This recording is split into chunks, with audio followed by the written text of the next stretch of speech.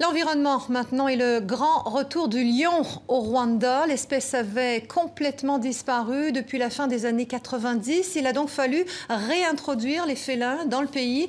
7 d'entre eux sont arrivés par avion il y a une semaine en provenance d'Afrique du Sud. C'est un reportage de l'agence France-Presse. À l'aéroport, les techniciens s'activent. 7 lions, 2 mâles et 5 femelles en provenance d'Afrique du Sud sont arrivés à Kigali. Les lions ont disparu depuis 15 ans, exterminés par les réfugiés, revenus au Rwanda après le génocide de 1994 et qui voulaient protéger leur bétail. Nous sommes enthousiastes. C'est une bonne chose pour le tourisme, mais aussi une étape importante en matière de conservation. En tant que nation, en tant que pays, nous croyons beaucoup à la protection de l'environnement.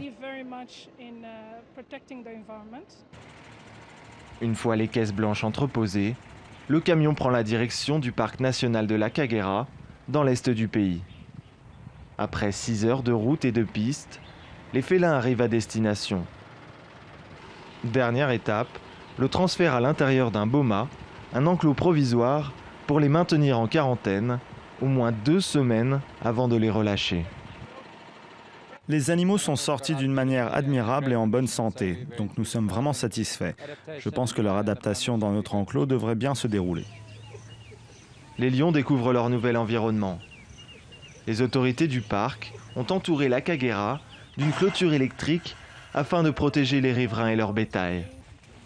Les habitants des villages environnants ont été sensibilisés en amont et accueillent avec enthousiasme l'arrivée de leurs nouveaux voisins. Il peut arriver que les lions tuent des vaches, mais ils ont vraiment bien grillagé le parc. Donc je ne pense pas qu'ils puissent franchir la clôture. D'autant que les vaches ne sont pas les animaux qui ont le plus à craindre du lion. Prochaine étape pour la Kagera, la réintroduction du rhinocéros.